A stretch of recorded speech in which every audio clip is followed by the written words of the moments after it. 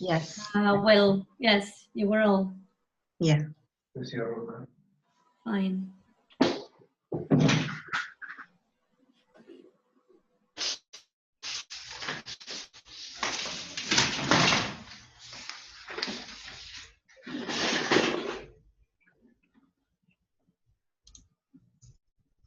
Well, okay. So welcome to this meeting, this EdTech Sig meeting. I am going to be in charge of coordinating the meeting, and well, so I have shared a link for the ones who have just joined. I have shared a link to a presentation in which you have the agenda for today's meeting, which I have done it in Genially. That was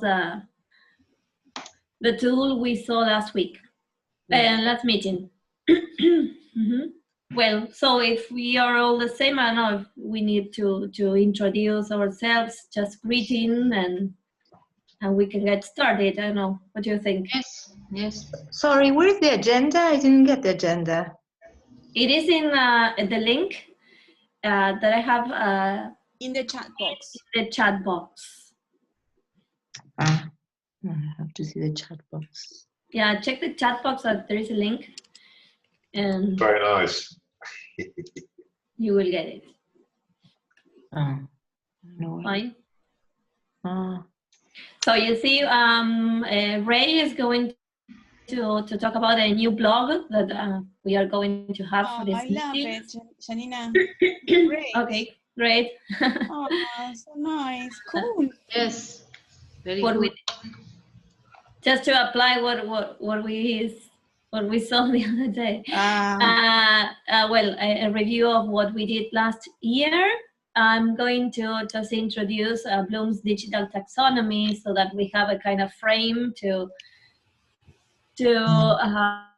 place every tool we talk about within this taxonomy. Then I'm going to share some Genially productions that my students made. Remember, I told you that I had given them an assignment, and well, I got some very nice. I'm going to share two with you. Then Gabriela is going to talk about FlipGrid. Laura is going to talk about QR code. And then Marielle is going to give some announcements about possible webinars and some other stuff. Okay.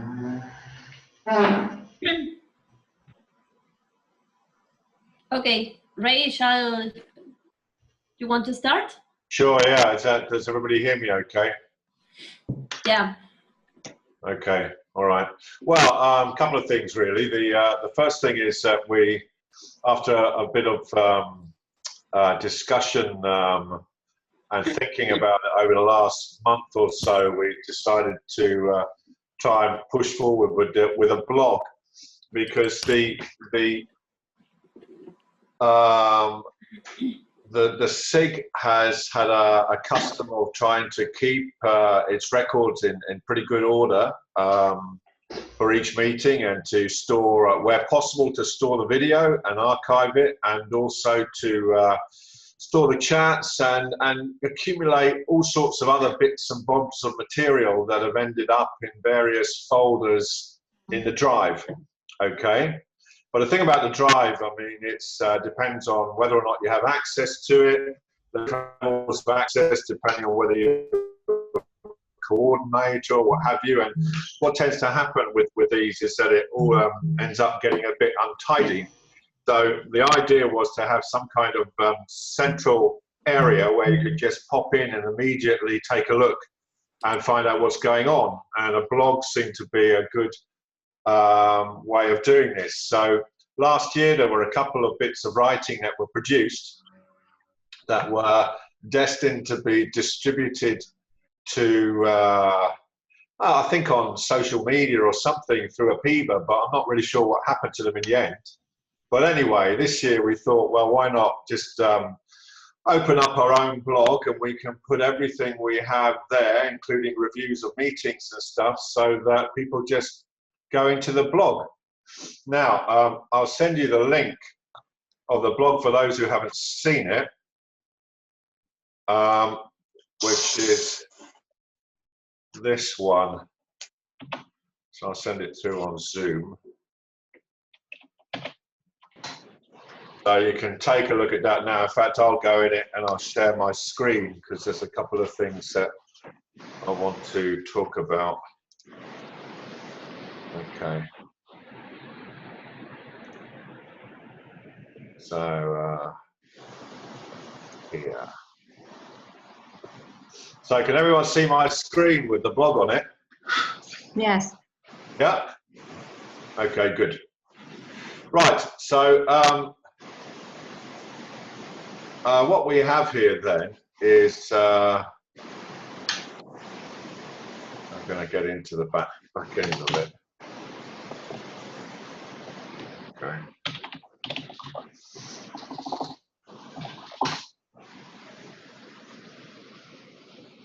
When you go into Blogger, is anyone I suppose some of you may be familiar with Blogger, you may not. Is anyone out there familiar with Blogger? No? Well, Yep. yes, I am. Right, yeah, okay. Because it's I'm not that familiar with it, but it's quite an interesting setup. So you can go in, you can it's fairly straightforward and user friendly, and you write an article by clicking on new post. And what I did was simply use a couple of articles that we had last year, put them on for starters, and then I put a summary on for what I was going to talk about today.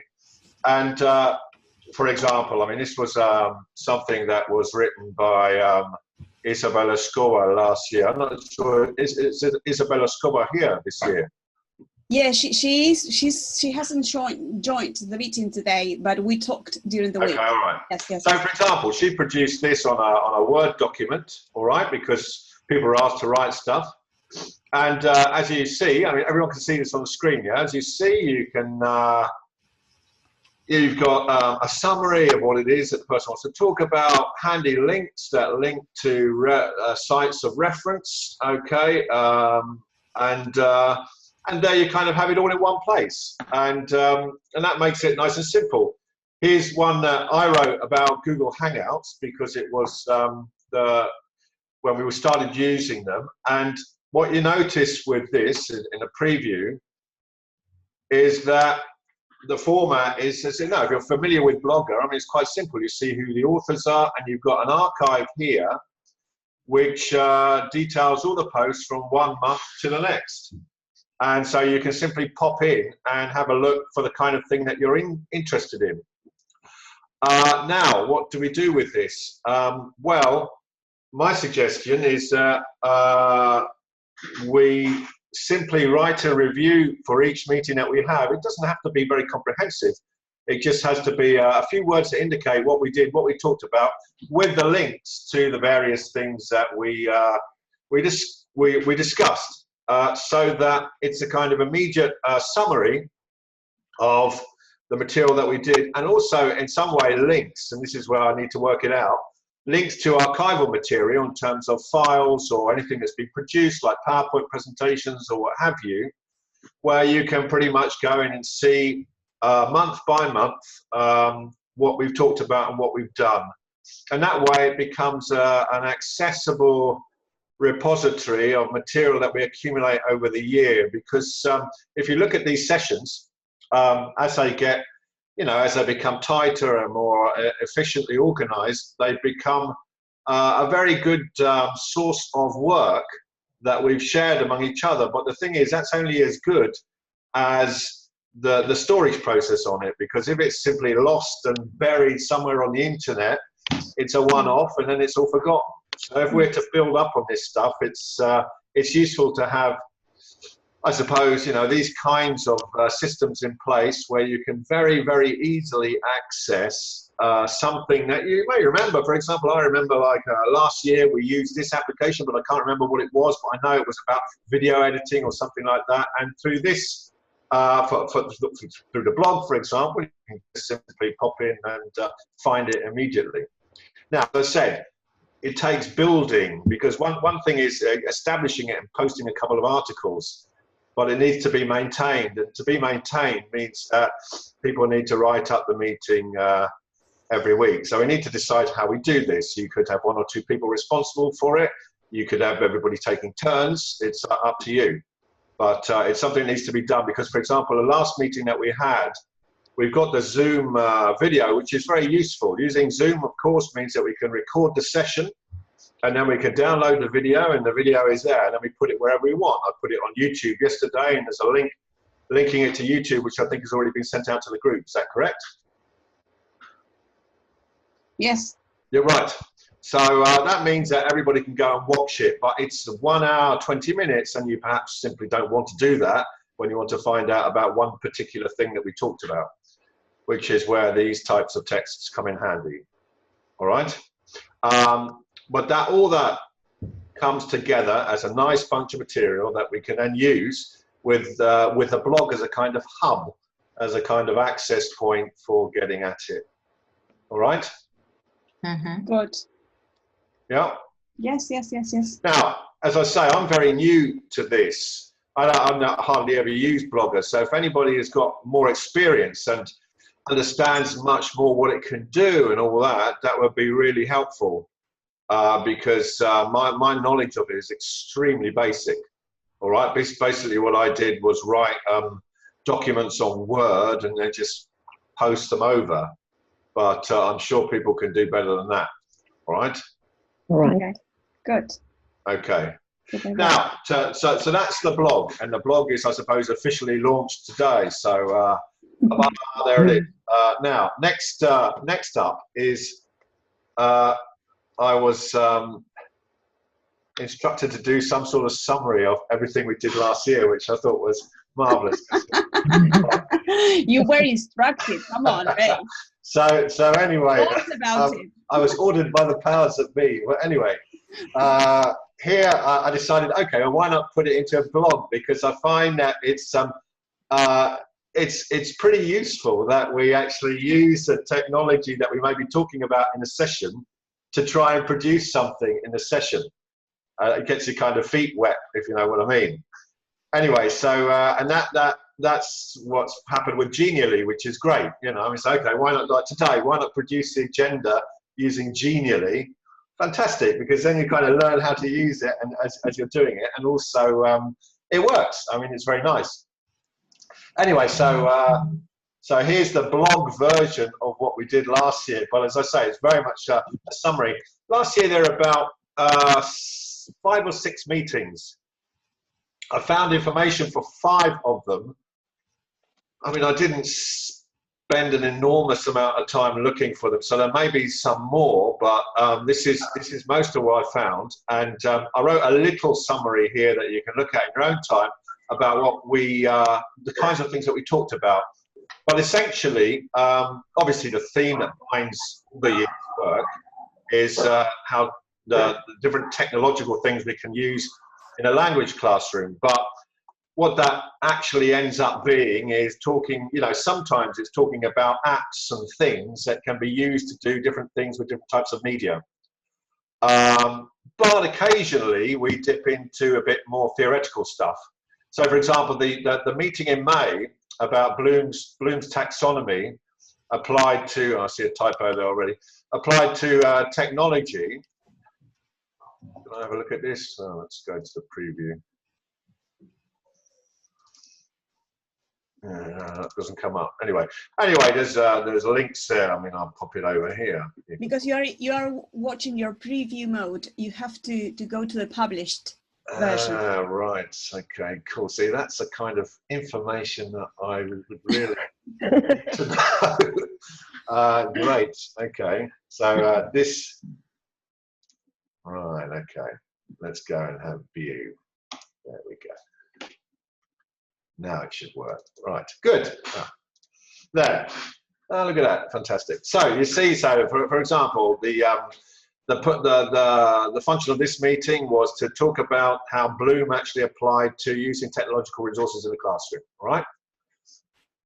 I don't need to go any further into that. You can read about it yourself. There's links here that goes into it, and also there's also material on the drive related to that, which we could perhaps organise in a more accessible way. Here, then in June, we talked about video editing for language learning, all right, which is where this rather fantastic video appeared of Kun Aguero. As I said, I wasn't quite sure why, but it demonstrates. So as I said, like in a blog, for example, you put images, videos, whatever, but it demonstrates how I think the purpose of this.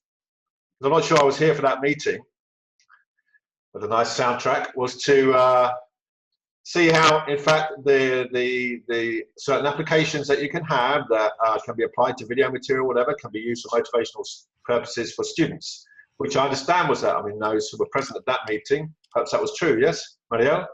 Yes. Okay, and again, these types of things are very important. There's quite a lot of work being done these days on, you know, what is the relationship between language learning and motivation. And of course, with this new technology on the market and all these new apps and whatever, there's a whole wealth of things to explore. And part of what we do in these meetings, of course, is to explore things that some people may have familiarity with and other people don't. And we can say, you know, well, this is cool, and I can see an application for this, or maybe I'm not going to be using this one or whatever. But it's an opportunity to dip in and take a look. All right. Then in the July meeting, we all got a bit more theoretical. And we started looking at the Project Horizon Deep Learning report, which is a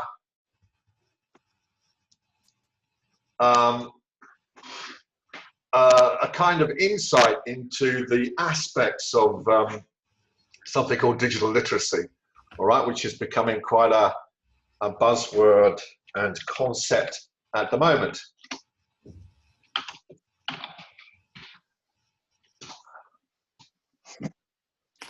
Right, and here's a link for that, which I should really put into the blog. Yes, a report comes out every year, and it talks about the trends, future trends. Here, if you can see my screen, you can see what the website looks like. Okay, but this is so this discussion then took us into a bit more of the theory of how you know, what the impact of technology is in certain educational contexts, and that was that's very interesting. I mean, it was as I said, it's a bit of a diversion from our normal stuff, but it's kind of demonstrates, I think, a little bit more of the scope of the kind of things we do, which is kind of nice. Then in August, we went back to looking at apps. All right, and there are all sorts of, again, this is on the side of motivation, but encouraging students to produce using their language skills. And here we looked at a whole collection of things. Fake book, which I thought was rather good, you know, for, I think Facebook is fake book generally, but anyway, I mean, here's a separate fake book. And, I had completely forgotten about that one. Right, and the class tools and things like the name picker and these types of things. So we looked at a collection of little things there that could be played with in class that would, again, encourage the students to use their language and to produce. And then the last session... Ray, you've got 2 minutes left. Yeah, that's great. The last session is was on visual literacy, right? And that was a session where we had a look at memes and other things.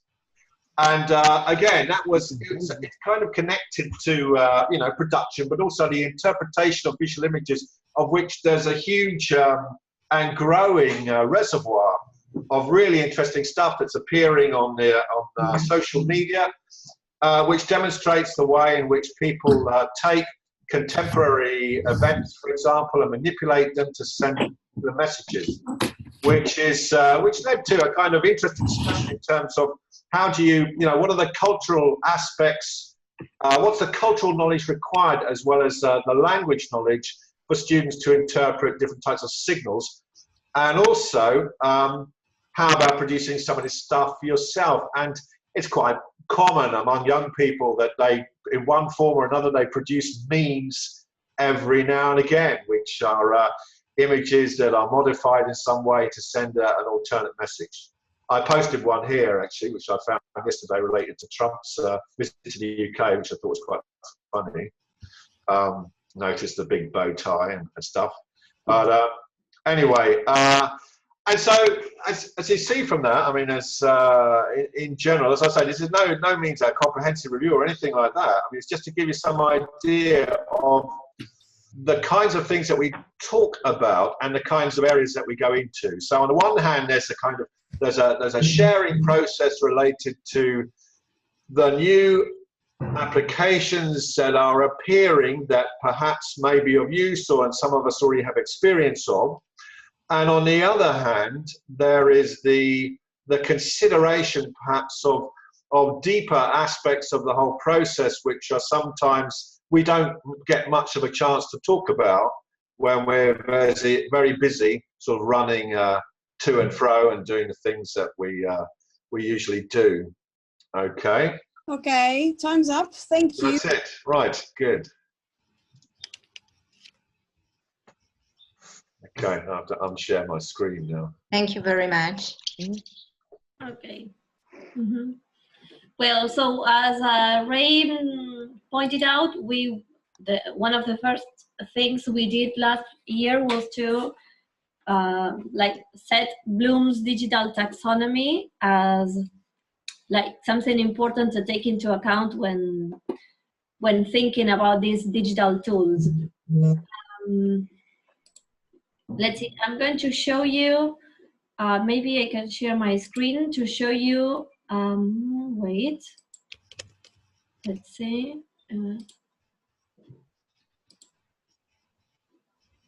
you see my screen?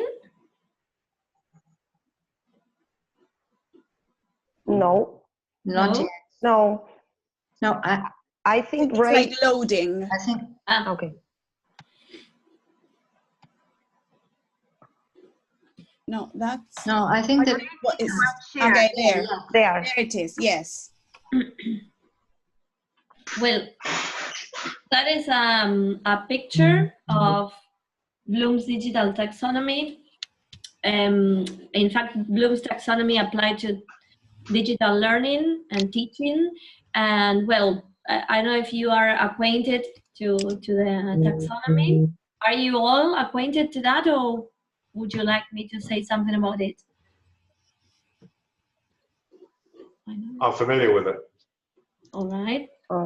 Well, A little bit of refreshing would be good. Yes. okay. Well, so Bloom's it has to do with critical thinking and cognitive skills, right? And so we talked about the lots and the hots. That is the low order thinking skills and the high order thinking skills. Let's say that it is a kind of hierarchy, and remembering would be the lowest. I mean, the cognitive skill that takes that's cognitive effort or that is first to be developed, and then up to creating, right? Generally, when we plan a project, creating would be a kind of final task or final production that our students do. So when we think about the tools that we present here, sometimes it is a good idea to see how you can go through all these thinking skills in the different apps or tools.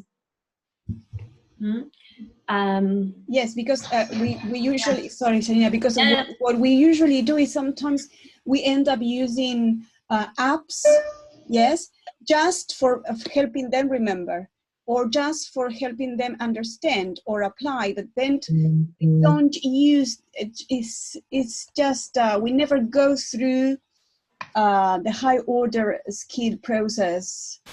We don't make the students go through that process. So when we use tools, apps, it's important to say, well, what are we doing this? What are we helping our students? What skills are we helping? Is the app helping our students develop?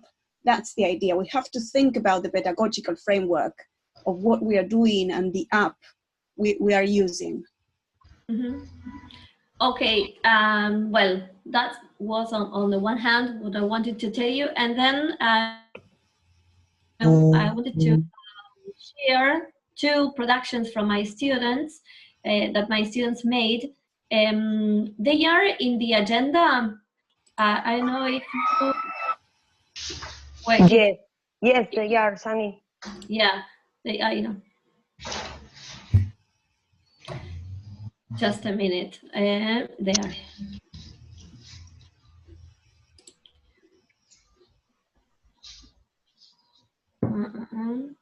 Well, the task was this. I mean, we made a project with the biology teacher and the TIC teacher, right? And the idea was to work with healthy eating and healthy living. And so they had to make a production in English and in Spanish, but the instructions were not to translate, right? Because some students wanted like to write the same thing that they saw in biology, but in English and translated. Oh, that was not. So they made a very nice production. This is one that is on the production, on the presentation mode. I still cannot. Can you see it? No. I cannot. You cannot see my screen, or I only get to see the Bloom's taxonomy. Yes. Right. I have changed it, but I don't know. Su función de compartir está en pausa. I don't know. A ver.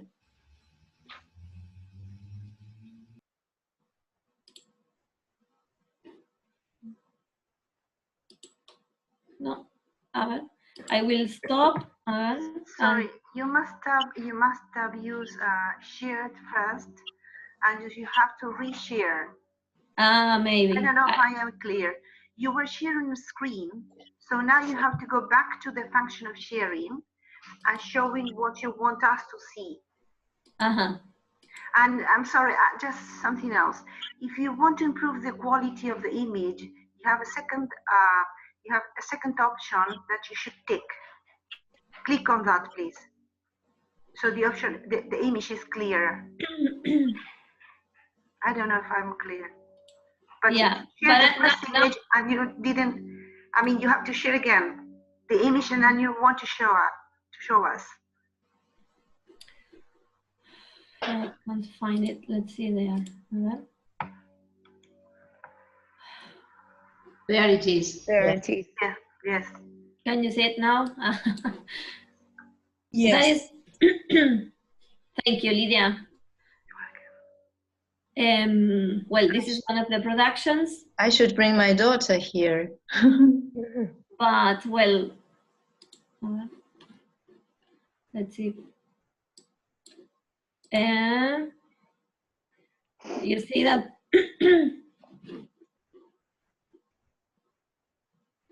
I did that. And that's here, great. Yeah. Added some links. Well, all the same, you have the links in the agenda, so you can watch them. Maybe we don't want to, but I wanted to show you that and to show you that. I mean to explain what the task was, and well, I found very nice. I mean, these two were the ones that I liked the most. No. Well. I know it's like, well, but watch it on your own, because I have shared the links. And what we did was to evaluate. I mean, the three teachers together, we evaluated students and gave them a mark with some criteria as regards the contents in biology, the contents in English, and the use of the tech tool. Well, okay. Fine. Well, shall we go on with the next topic with Gabi? Yes. Okay. Yes, I'm ready. Okay. I'm going to share my screen. Hello, everyone. Hello. Hello before. So let me share. Can you see? Yep. Okay. Can you see the screen? Yes. Yes. Okay. That's it. FlipGrid. So, FlipGrid, exactly. So this is going to be a very short presentation. The idea is to show you how to use, or how I use, FlipGrid. And have you heard about it? No. No before. Okay, that's great. It's a great app. So this is what the FlipGrid team, how the FlipGrid team introduces us the app. It says using FlipGrid isn't about recording video. It's about learning that is social, personal, can happen anywhere and anytime, about making connections. It's deep exploration, and promotes that anyone is a teacher and anyone is a learner. And this part is great. And it happens when you use it with your students. FlipGrid is available to use on all platforms. If using a mobile phone, you should download the app. So when your students start using the FlipGrid, they should download the app. And teachers will need to access the FlipGrid administration with the web or browser on their mobile phone. Yes? Mm-hmm. Okay. So these are the benefits I found by using FlipGrid. First, I mentioned Bloom's taxonomy because today we mentioned it.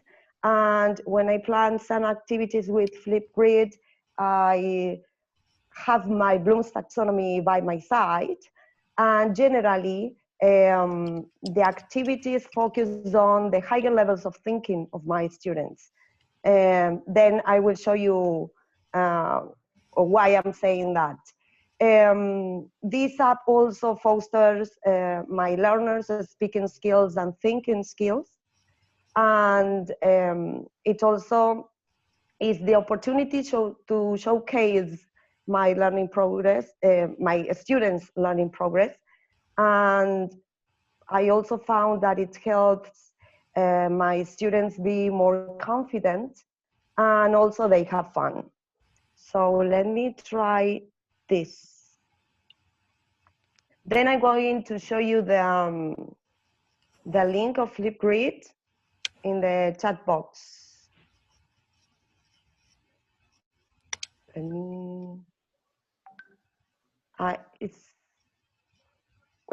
It's here.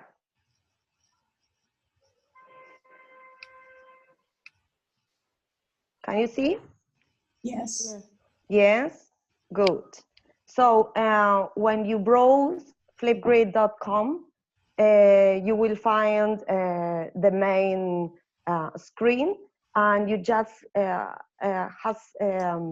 you just have to register with your name or your email.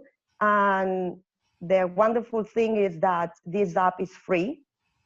Only 2 years ago, they did it free, because before I started using it 3 years ago, and you only were able to create 5 grids. And if you wanted to create more grids, you had to pay. So 2 years ago, they associated with Google, and now this app is free for us. Wow. Cool. So this app organizes the classes by grids.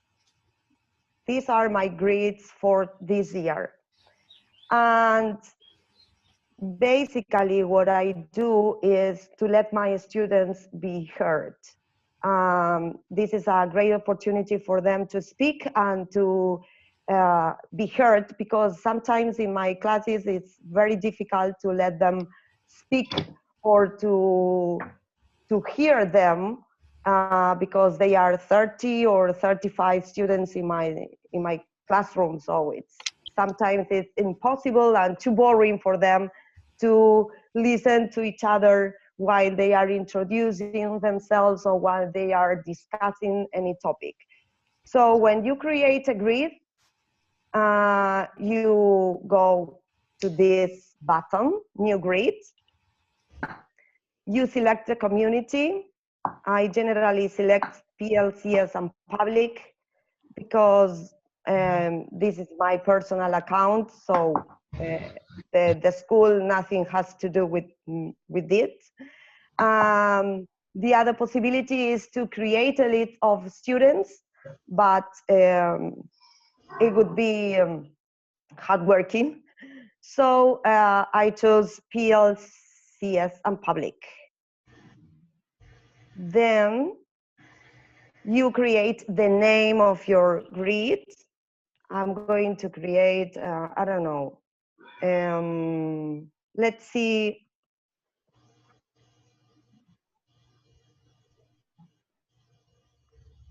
Okay. And this is the code for our grid. Then we can share this with our students. You have also the possibility to add passwords, but please remember to write it down in any place, because then you forget and you can't. It happened to me. So Yes. I'm going to write a password. I'm not going to create for this one. I'm going to launch my grid. Okay. And if I want to share my grid with my students,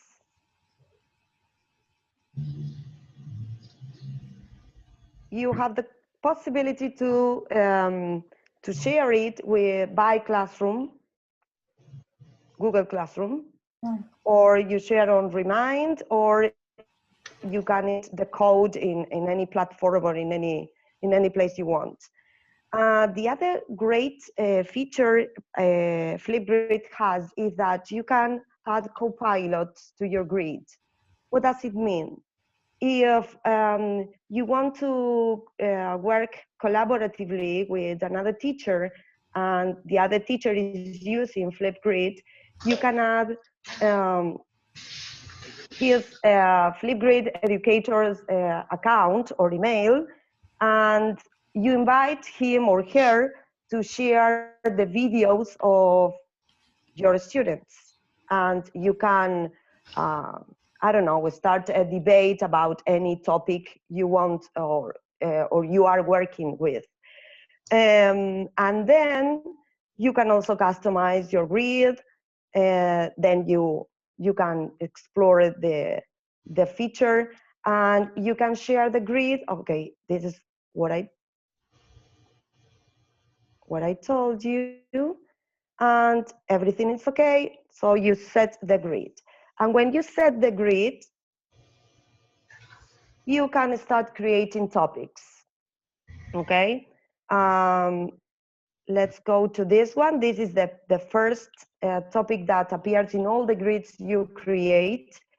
And let me show you. So, and here, when you start the topic, you will have all the responses of your students, okay? The videos. I am going to show you one of my grids.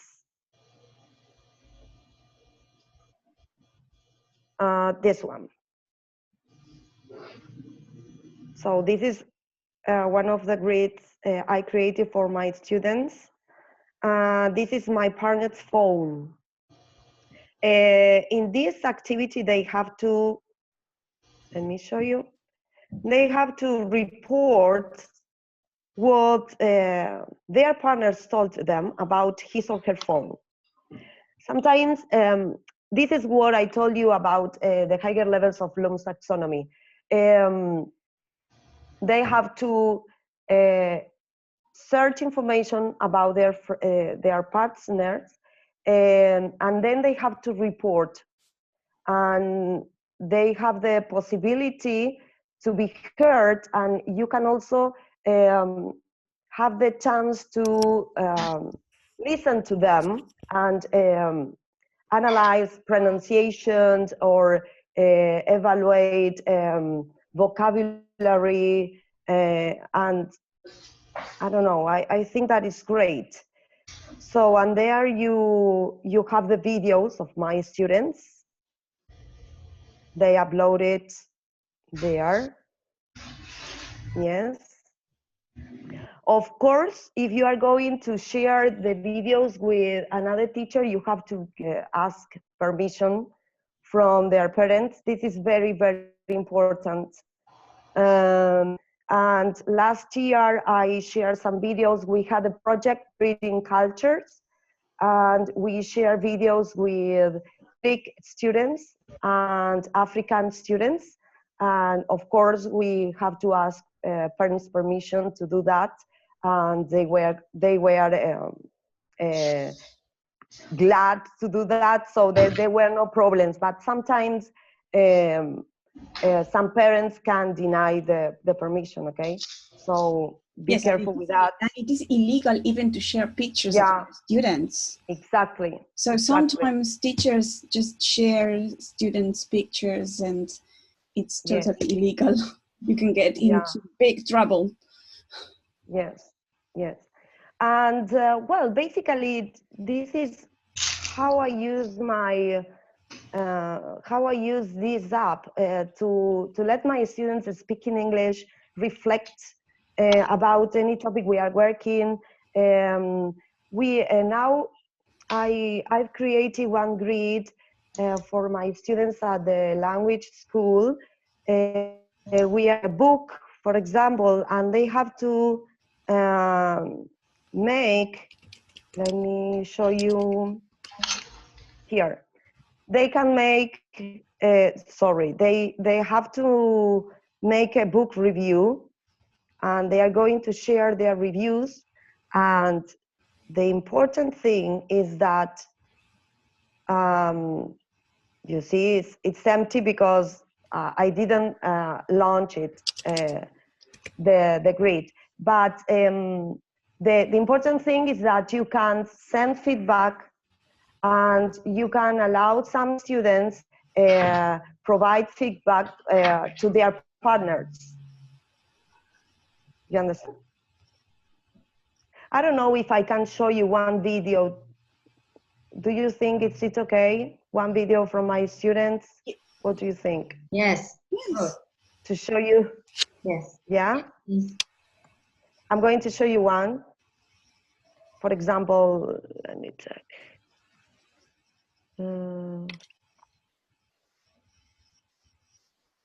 No, this not.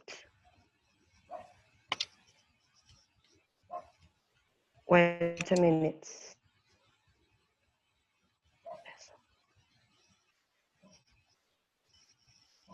Introductions.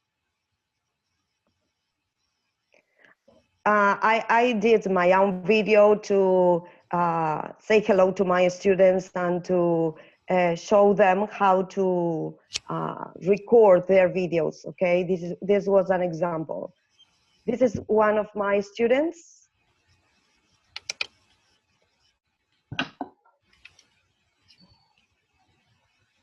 I'm going to pause the video to show you this. Okay, wait a minute. So here you can leave them a vibe by clicking here. You can type any word you want to send your students to motivate them and to encourage him or her to continue recording video, because sometimes they feel shy or embarrassed. So that's why in this first activity they did, I had the option to hidden their videos.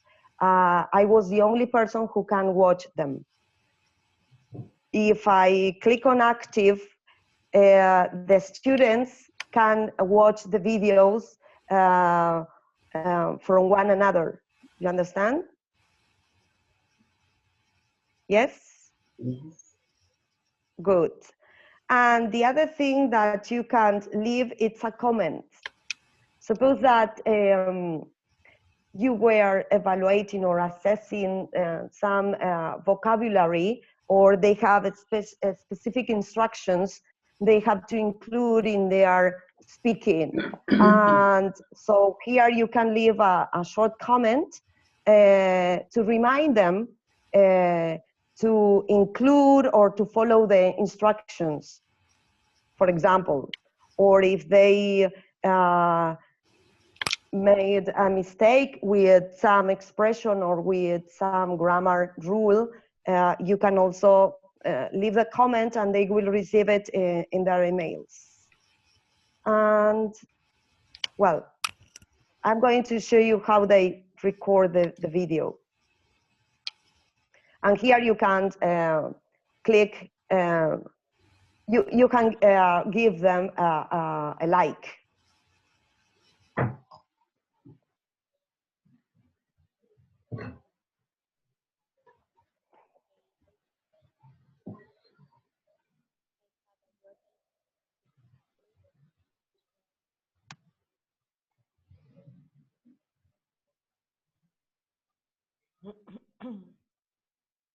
Okay, this was the first video they created, and of course they had my feedback. And in the second topic, they will have to wait. I will show you.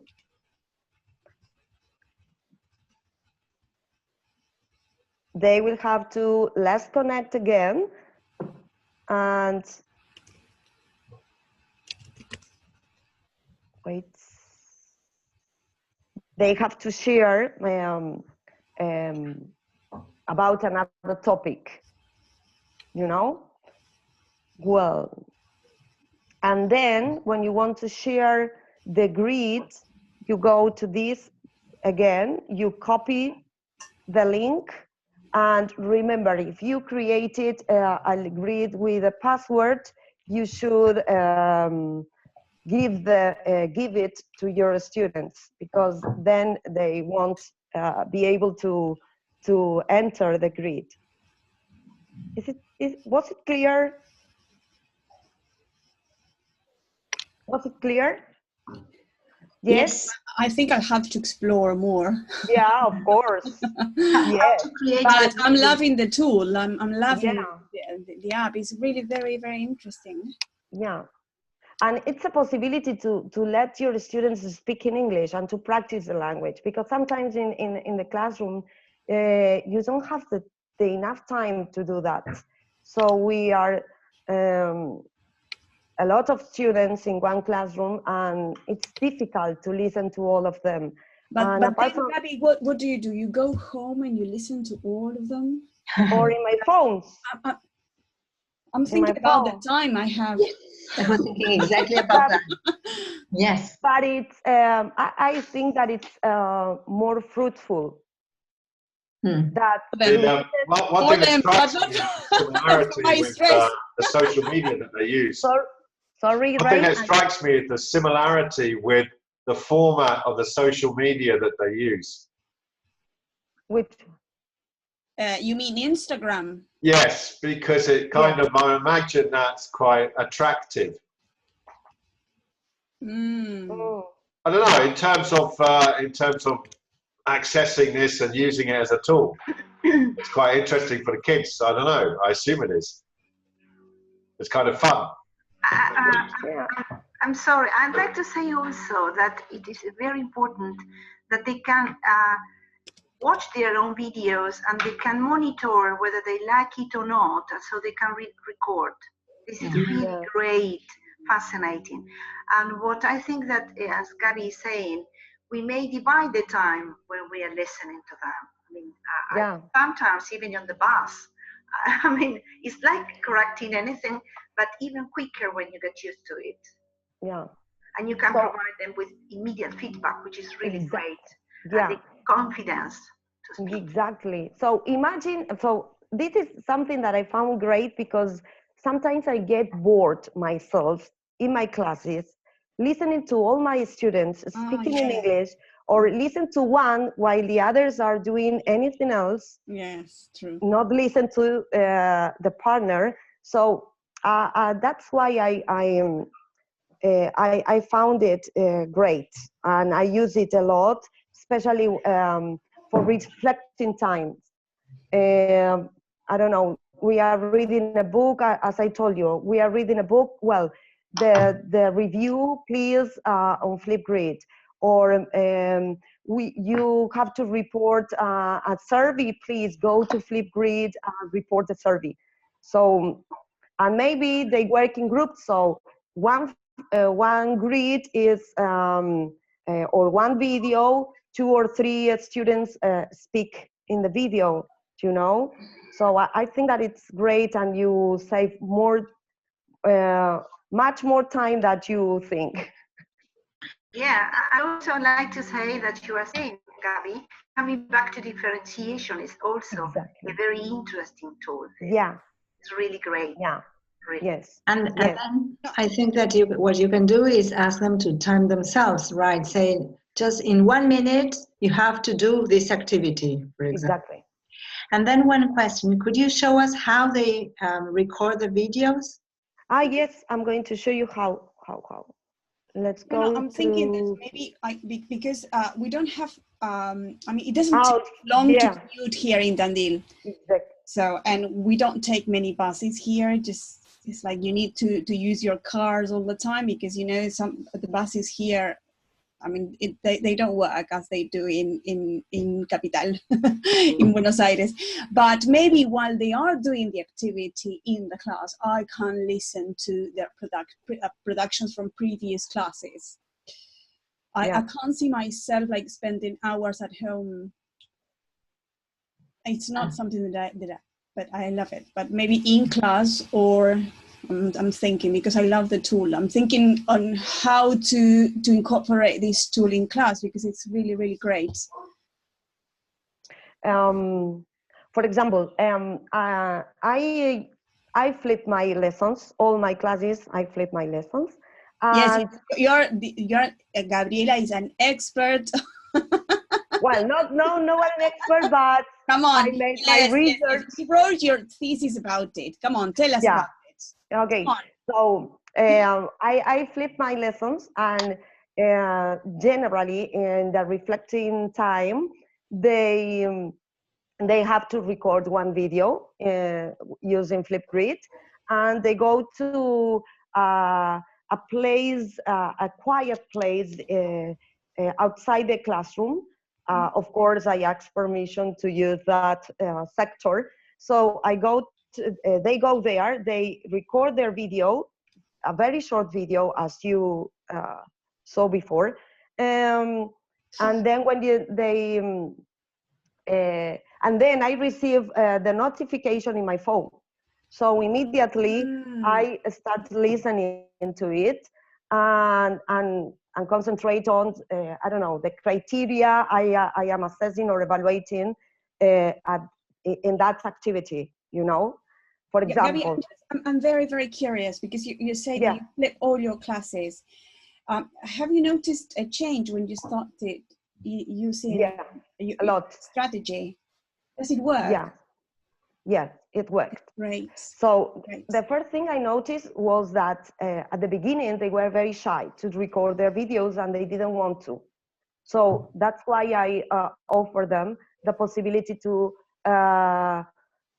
hidden their video for the rest of the class, and I was the only one who watched it.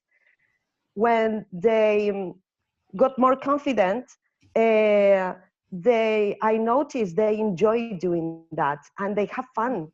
Right. And also they started to notice some tips or some maybe mistakes their partners are doing, and try to correct them, and saying, I don't know, you know, teacher, that Fulanito said I have 12 years old and it's wrong.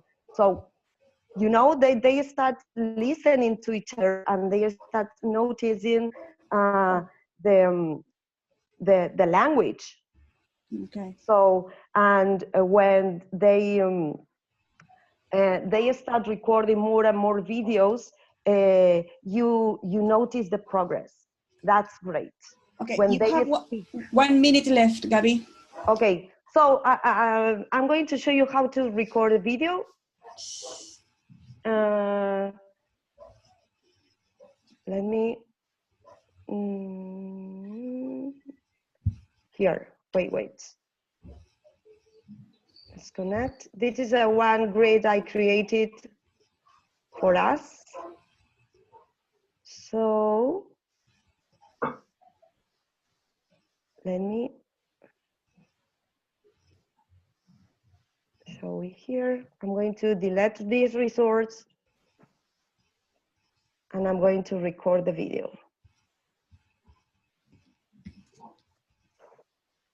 And you can also set the time, the seconds of the video, okay? The thing that it's, okay. I can't do it now because I am sharing my, Yes. I'm sharing my screen. But the thing, it's very simple. You go to record a video and you click on the recording button and you start talking. And the good thing is that you can watch it. You can watch the preview before launching it. So you can erase it and do it again. So, and the students also can do it. Okay, Gabby, thank you very much. Yeah. Time's up. To you. Yes, Janina.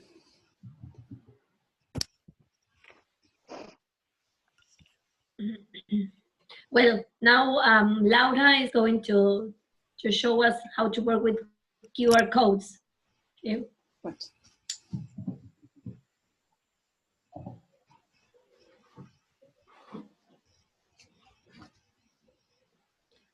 Laura, I can't hear you. What? Okay.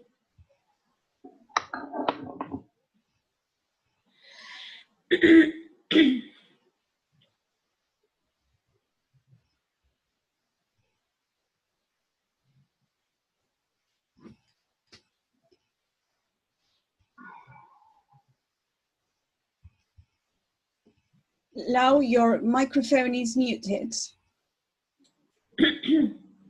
No, but she can't, we can't hear her. I know. A problem with your mic, Lau?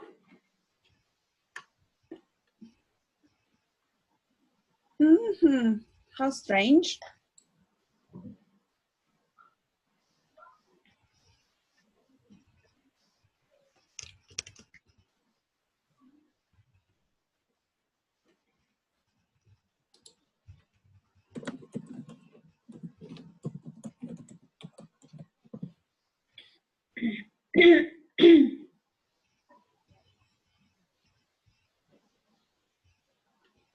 Oh, Lau, what a pity. Maybe if you go out and come back again. Yes? Well, maybe, Mariel, you can, meanwhile... Okay. Instead, then Laura finishes with her thing. Right. But check the time. No, just very, very briefly, as you can notice, well, last year we came up with the idea of launching the blog. No, not a blog, it was a newsletter, but we were so busy that we couldn't actually do it. So this time we have Ray in the coordination team, and he set up the blog and started with it, and we are more people working in the coordination team, so that makes everything easier to share tasks and to come up with things. So that's why we are doing it this year and why we didn't do it last year. We have some blogs pending, but also last year we wanted to start, it came up as an idea to start with webinars. So you know that this is a very trendy thing to do. Everybody is doing it.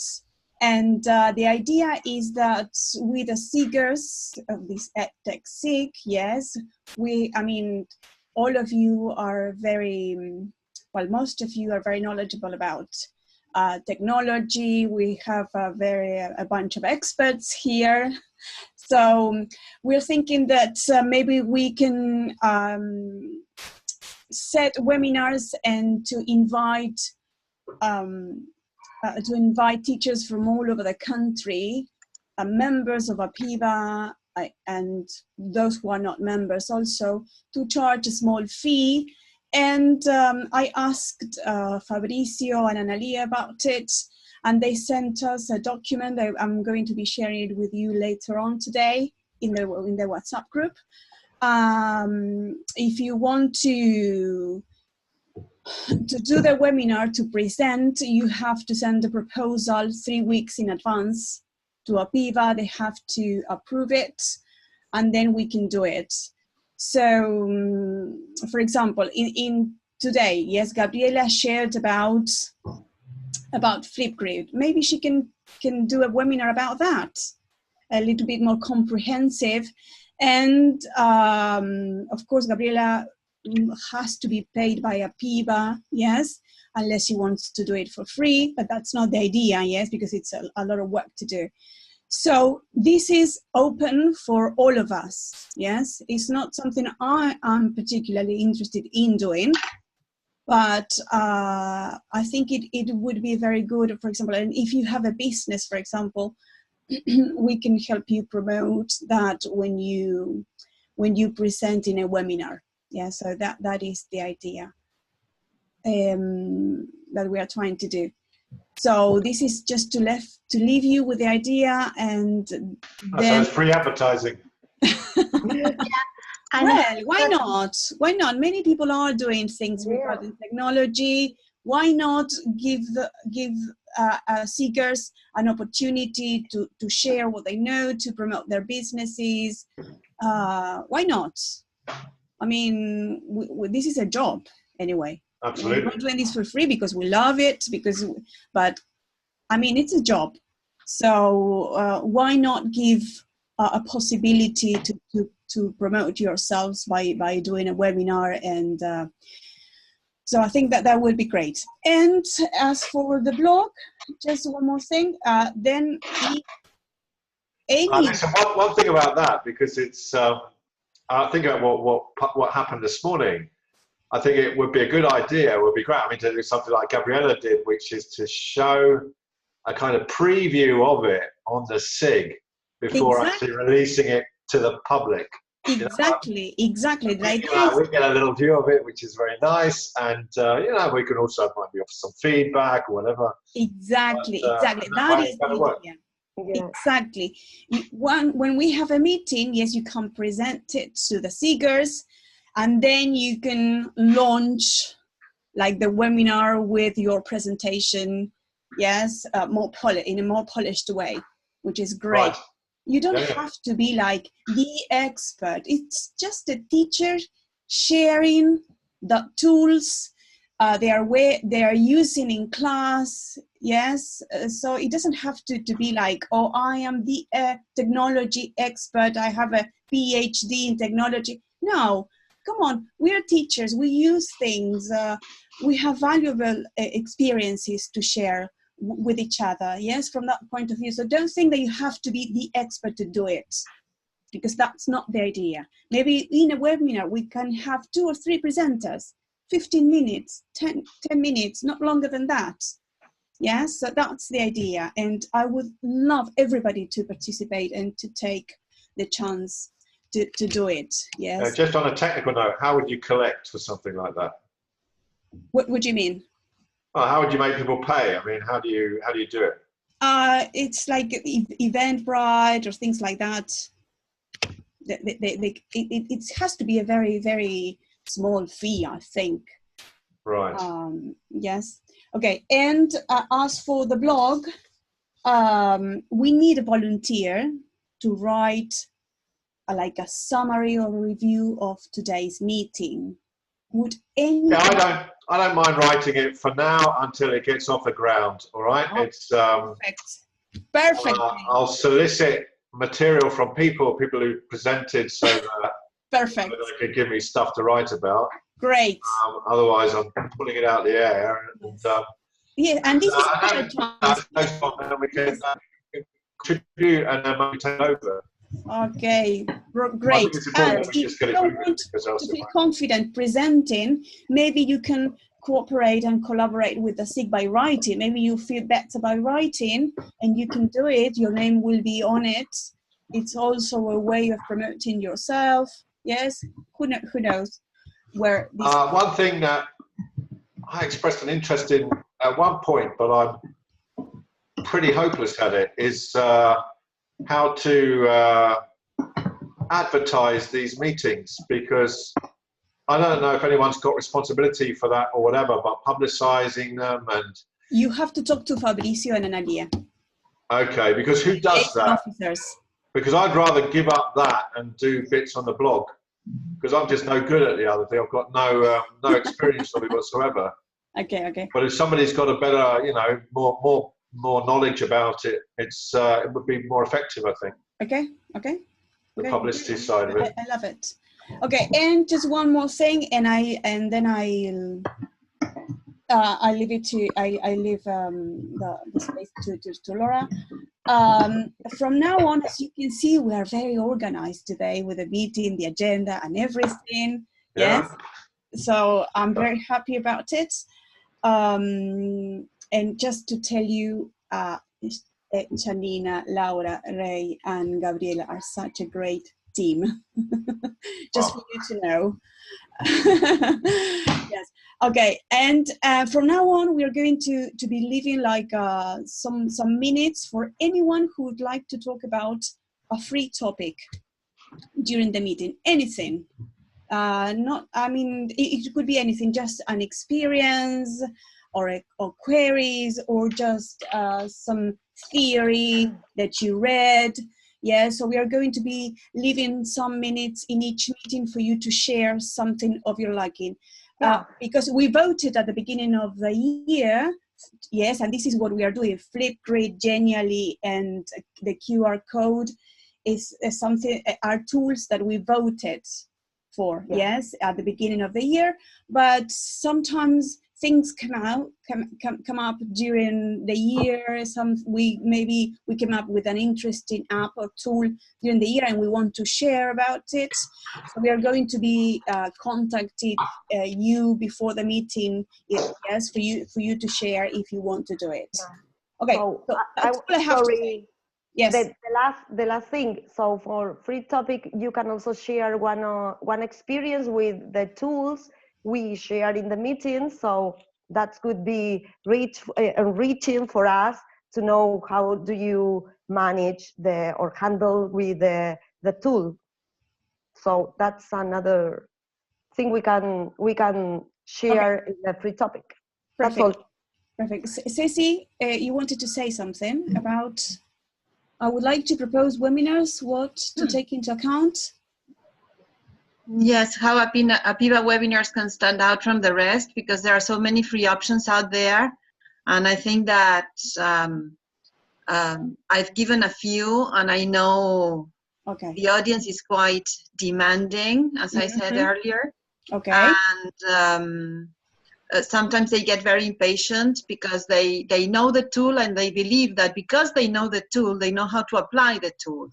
And yes, of course, because it happens so often that many of them really use many tools, but it's like they have a use and discard mentality. It's a disposable mentality. Oh, I've already used this a couple of times, I need to change, I need something new.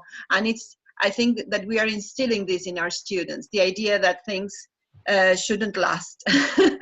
and we are responsible for that. So I think that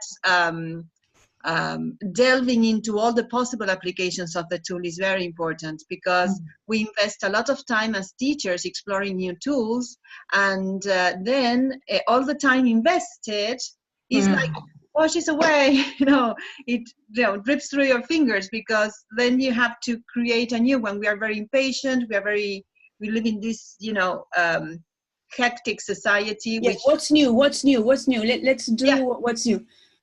So we have an audience that is after the what's new, how can I, which other tool is this person going to share with me? And probably they get impatient when you try to delve into some uses, because they don't value the pedagogical, the pedagogical value, sorry for being redundant, but of the tool and all the possible applications. And I believe in the min-max principle. Right. Minimum energy, maximum profitability. If we take time investing, if we invest time exploring tools, then we have to make that, profitable in all senses. So I think it's not only about the tool, it's about the philosophy of life that we have and how we believe that technology can help us live the life we want.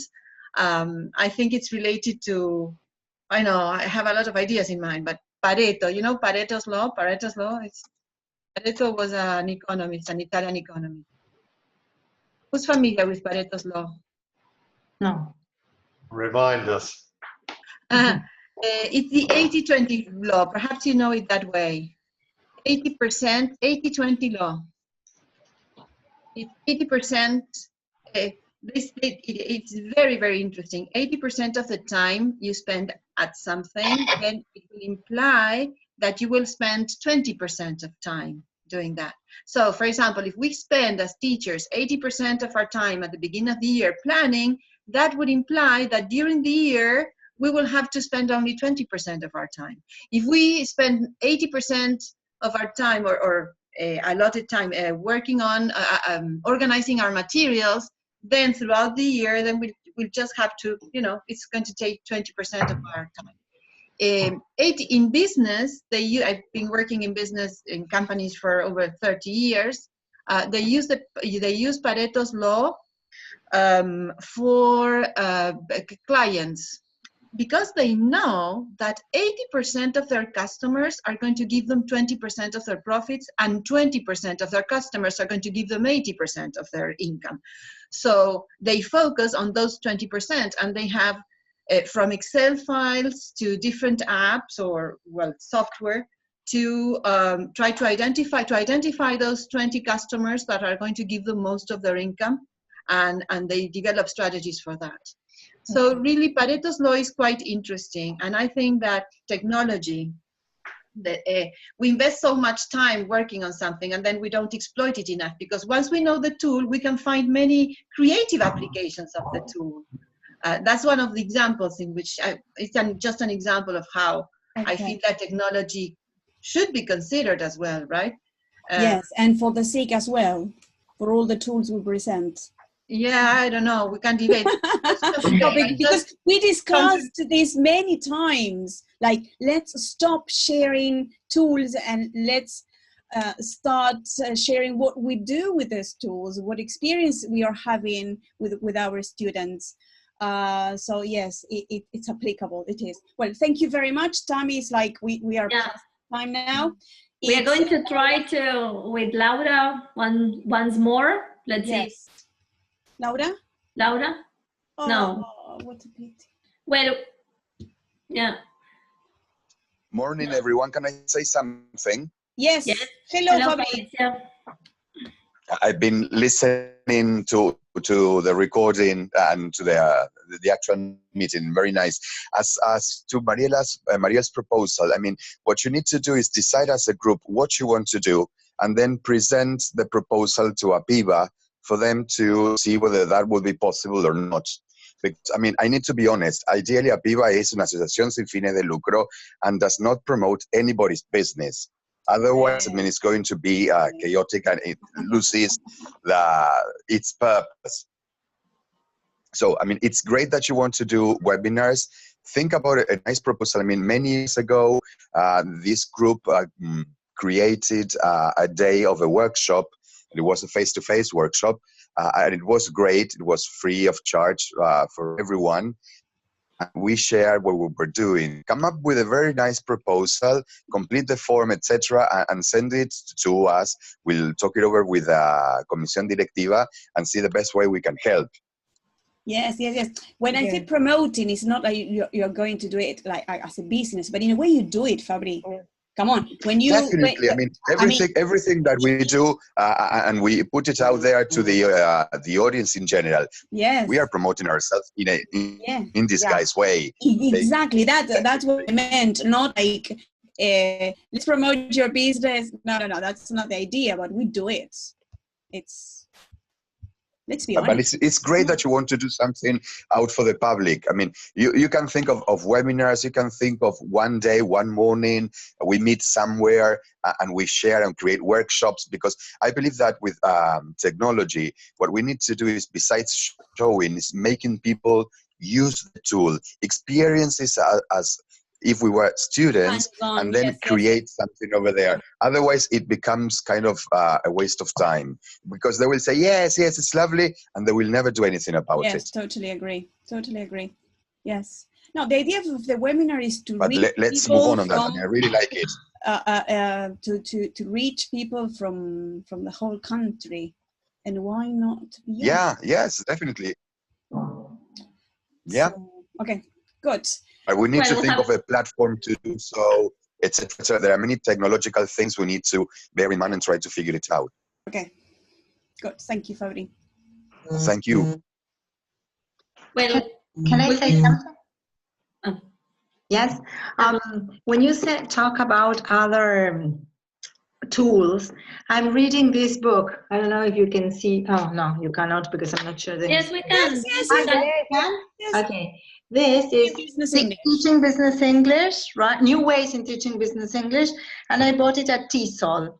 And there's one tool they talk about, and this is precisely good for marketing, which is Prezi. Maybe you have used it in the past, or you have heard about it. Yes. And I was curious to know if you because sometimes they compare it with PowerPoint, right? And exactly they say precisely this, that PowerPoint is such a rich tool, but people don't know how to use it deeply, right? And they compare both tools. So I wanted to know if you have used it and if you find it useful, or if it's good, because here they say that it's and the results are great, but the work you have to put on it, it's like you have to work a lot. I mean, you have to create a good Prezi. I mean, the presentations with Prezi are phenomenal. Yes, unless yes, but the problem is that both with PowerPoint and Prezi, you have to know how things work.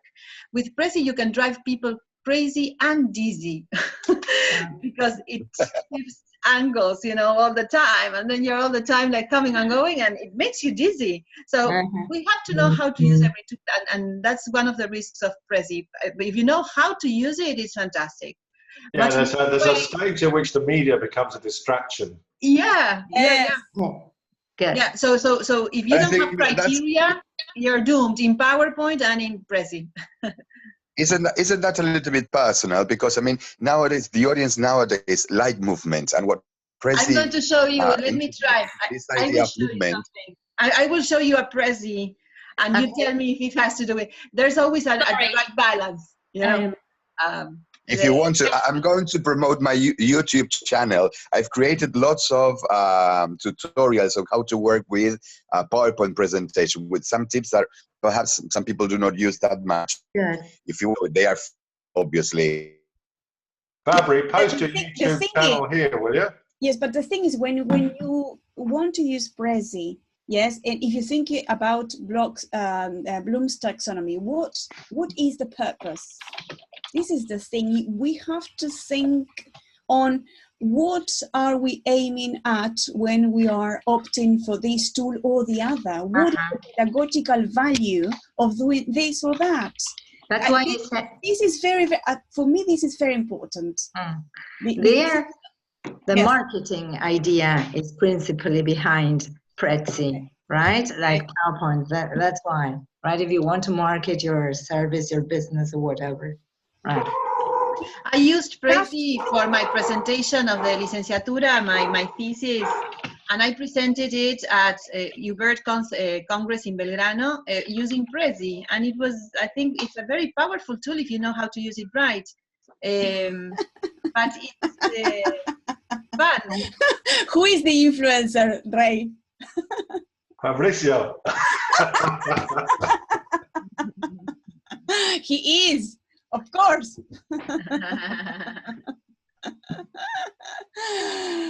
Okay, good. A star, totally. Okay.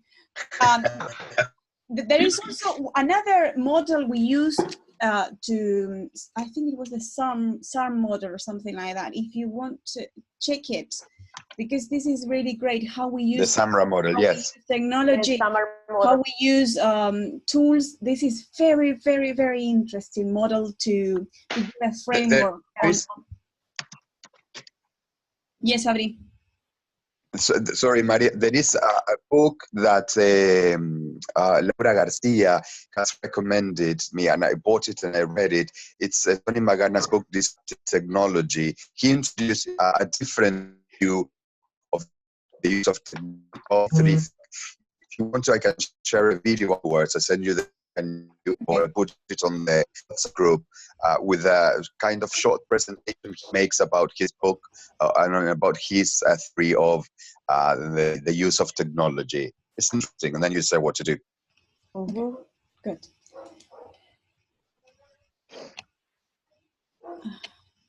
Okay. So, Ceci, we're waiting for your... Keep talking in the meantime. I'm getting into my Prezi. Okay. No, we can't hear. So we are going to leave Laura's presentation for next meeting because I don't know. It's like, and it's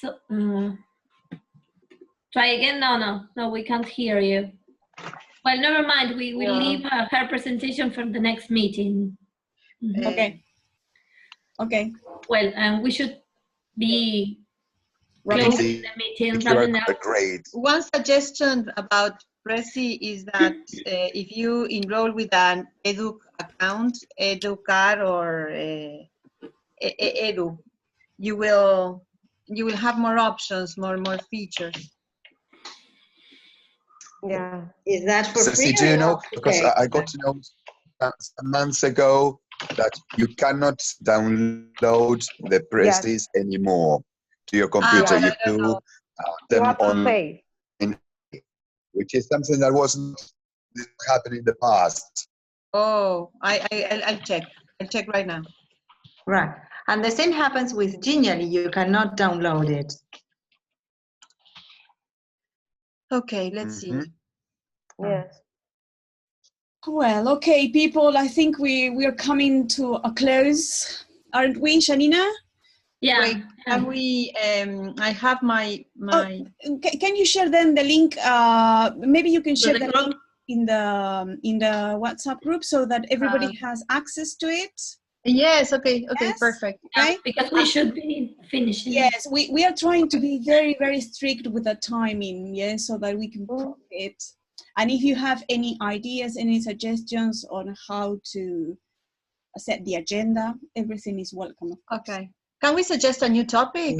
Because I am quite familiar with Typeform, which is a tool I consider that is very interesting. For the free topic slot, yes, remember that we said that we are going to devote some free, like we are going to give a slot, yes, to like with 10 minutes.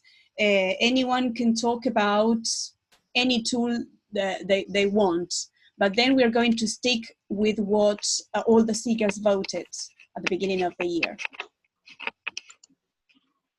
Gabby, maybe we can share that, can we? The results of the poll. Sorry?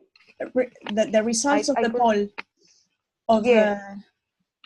Yeah, because we are organizing the meetings as regards the different results. The poll. The poll that we had at the beginning of the... Okay, Janina, so... Well, so yes, let's call it a day. And well, then through the WhatsApp group, we will be voting or saying when our next meeting is going to be, right? July. Okay, people, very, very happy to meet you again. I hope we can meet in person one of these days. Okay, and thanks, Cecilia, for the Zoom room. Yeah, thank you. We can download it and pop it onto YouTube. Oh, thank you.